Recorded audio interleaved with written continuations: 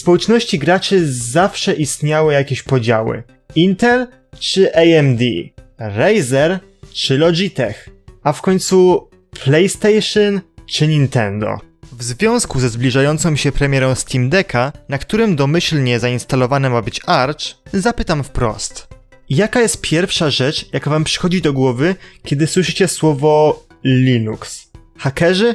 Wpatrujący się całymi dniami w ekrany ludzie i setki, jak nie tysiące linijek kodu do przepisania, żeby zmusić cokolwiek do działania? Problemy, które we wspaniałych krainach 10 lub też 11 okien nie występują, a o których sadownicy nawet nie mają pojęcia. Ale jak jest naprawdę? Czym jest Steam Play? Jaki jest najlepszy system operacyjny? I czemu akurat ten oparty na Linuxie? Zapraszam do oglądania.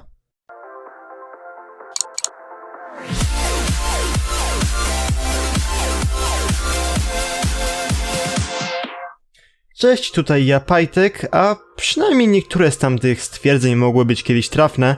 Stosunkowo niewielka ilość programów faktycznie chciała działać na Linuxie, a ostatecznie jedyną poprawnie działającą grą okazywał się być Super Tux Racer. Pozwólcie, że przytoczę wam krótką historię gamingu na Linuxie w ostatnich latach, poprzedzając ją wyjaśnieniem, czym jest Wine. Każdy z nas zapewne korzystał lub na co dzień korzysta z takich usług jak DeepL lub Tłumacz Google.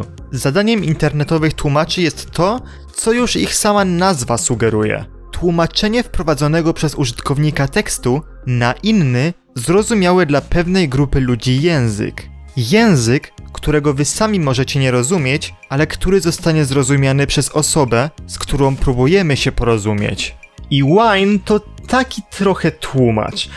To program, którego zadaniem jest tłumaczenie języka Windowsowego na takiego zrozumiałego dla Linuxa. I to wszystko dla jak najmniejszych strat wydajności, które mogłyby wystąpić, gdyby użytkownik sięgnął po narzędzie służące do wirtualizacji lub o zgrozo emulacji. Ze względu na otwarty kod źródłowy oryginału, pewna znana na całym świecie firma spod znaku podrdzewiałego łomu postanowiła wziąć Wine pod swoje skrzydła, trochę go podrasować i z powrotem wypuścić w świat pod nazwą Proton, lub też bardziej oficjalnie Steam Play. A potem wszędzie się pojawiły kucyki, jednorożce, świat został obalony tęczą i tak dalej, i tak dalej.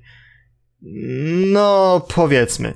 Sytuacja Linuxa jako platformy do gier z roku na rok się poprawiała, zarówno dzięki popychanemu do przodu narzędziu Wine, jak i rozwijanemu przez Valve Protonowi. Kolejne gry pojawiały się na steamowo-linuxowej whiteliście, a baza danych serwisu ProtonDB, strony na której śledzić można status grywalności poszczególnych gier, rosła. Tak mniej więcej dotarliśmy do dnia dzisiejszego, w którym to na systemach opartych na Linuxie bezproblemowo możemy pozwolić sobie na pracę w Photoshopie, granie w Cyberpunka, czy beztroskie cieszenie się stale powiększającą się biblioteką tytułów niewymagających Protona, a uruchamianych natywnie.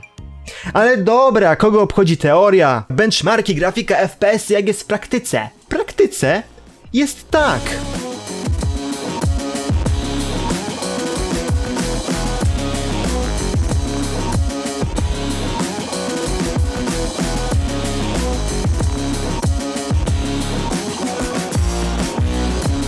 Warstwa graficzna gier uruchamianych na Linuxie nie różni się od tych uruchamianych na Windowsie. Jedyne różnice mogą być te wynikające z użycia samego Protona, który w niektórych, na szczęście dość śladowych przypadkach może na przykład zapomnieć wyrenderować skybox lub pokazać jakąś czcionkę.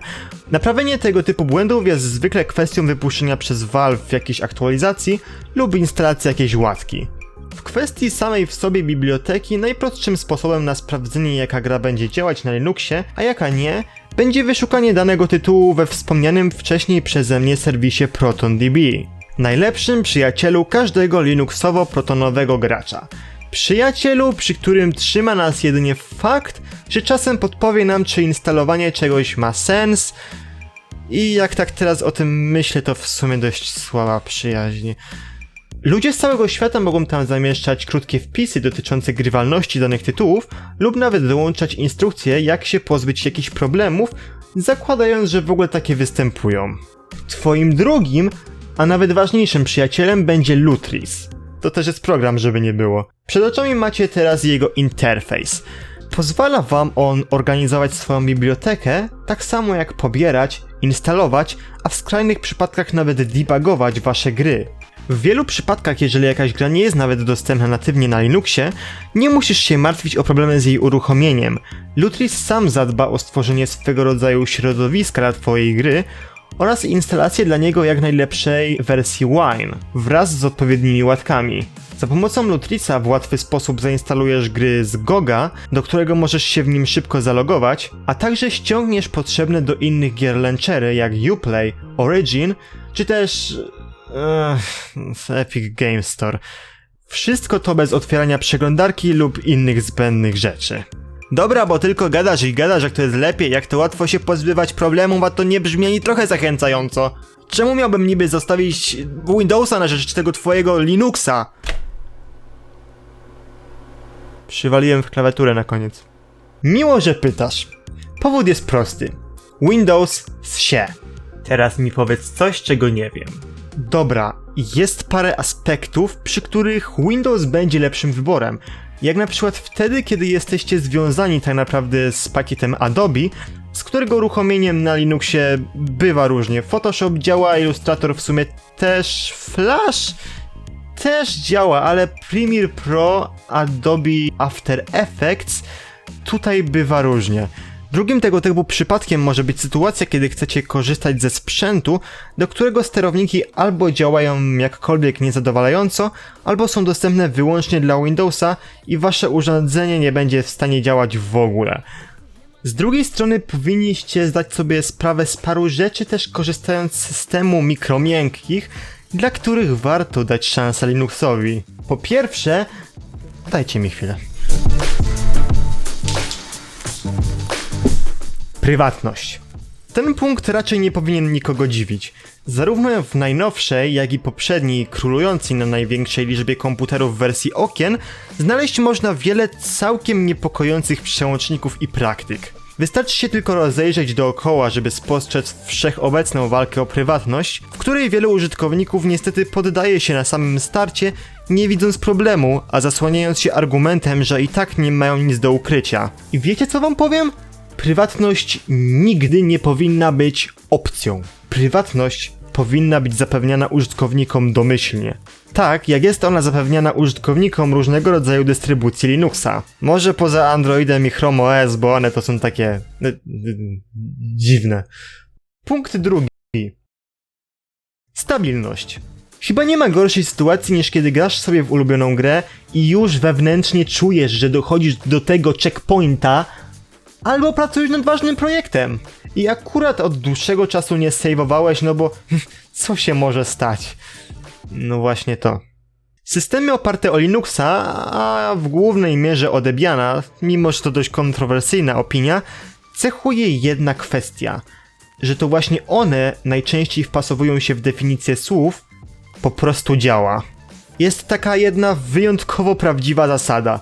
Jeśli coś się psuje na Windowsie, to jest duże prawdopodobieństwo, że to wina albo systemu operacyjnego, albo programu, z którego korzystamy. A jak coś zaliczy crasha na Linuxie, większa szansa jest, że to użytkownik coś zwalił. Dobra rada, nie zgrywaj doświadczonego użytkownika, kiedy nim nie jesteś, a wszystko będzie w porządku.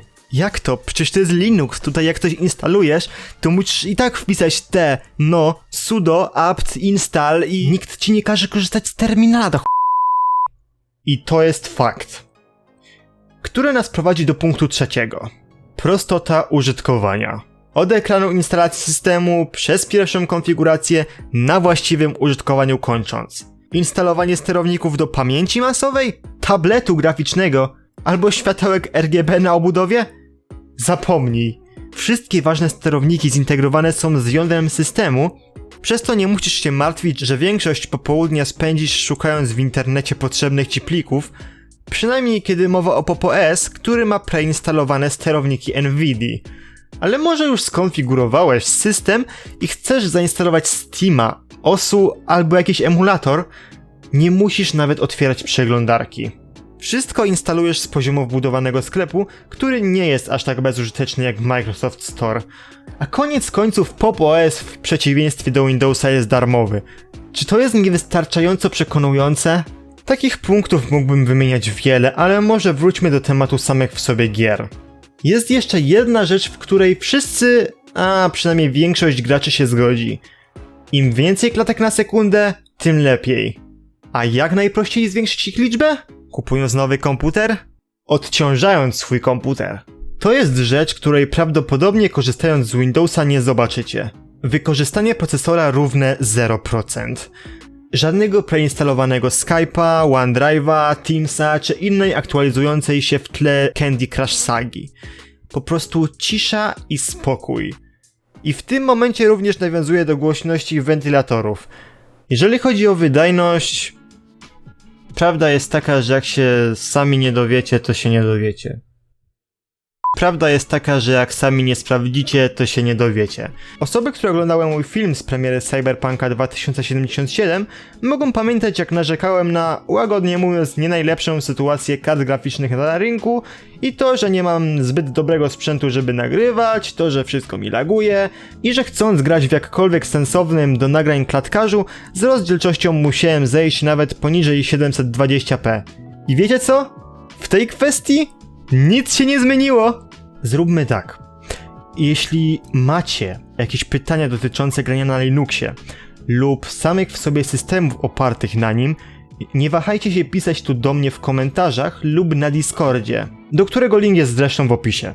A ja, kiedy uda mi się w końcu załatwić jakąś rzetelną platformę do testów, zrobię osobny film, w którym przeprowadzę odpowiednie testy i odpowiem na pytania, które zadaliście. Ale na ten moment to już raczej tyle, co chciałem wam powiedzieć. Ja sam pełnoetatowym użytkownikiem Linuxa jestem już jakieś 1,5 roku. Muszę przyznać, że ani trochę tej decyzji nie żałuję. Cały ten film, jak i wiele innych materiałów na tym kanale został w całości nagrany, zmontowany i wysłany na YouTube'a przy pomocy komputera działającego pod kontrolą Linuxa. Tak? To intro też. Pomijając kwestie gier wykorzystujących bardziej zaawansowane lub też raczej upierdliwe mechanizmy anti-cheat, w które i tak nie gram, bo nie mam z kim, to nie sądzę, żeby było cokolwiek, co mogłoby powstrzymać przeciętnego gracza przed przeniesieniem swojej pasji do świata wolnego i niezależnego od dekretów wielkich korporacji. Zresztą Valve obiecało, że jeszcze do premiery Steam Decka się tymi anti-cheatami zajmie i nie będzie gry, której Proton by nie zdzierżył, więc cóż innego nam zostało, niż trzymać ich za słowo i wypatrywać dnia, w którym Linux będzie królował na komputerach osobistych. Dziękuję za uwagę, żegna się z wami Pajtek.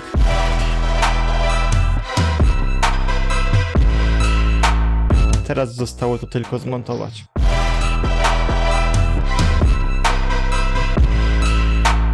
Tylko.